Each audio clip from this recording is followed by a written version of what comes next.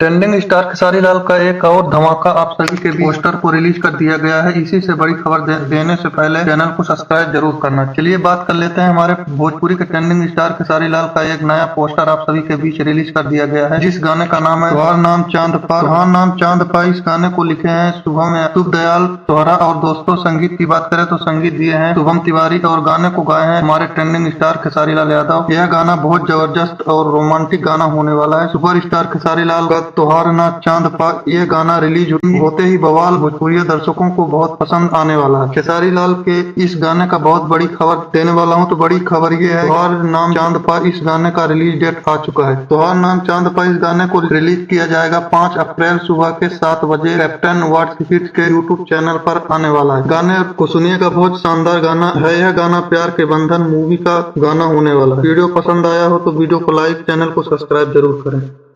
धन्यवाद।